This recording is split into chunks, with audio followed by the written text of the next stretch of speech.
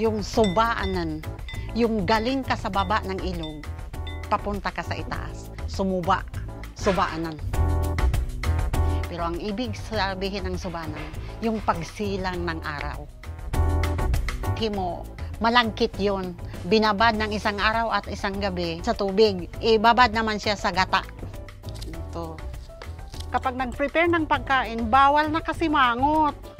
Bawal magalit. Walang lasa yung pagkain na niluluto mo. Yun ang belief namin. Ito pong klaseng pagkain na to, importante po to sa amin.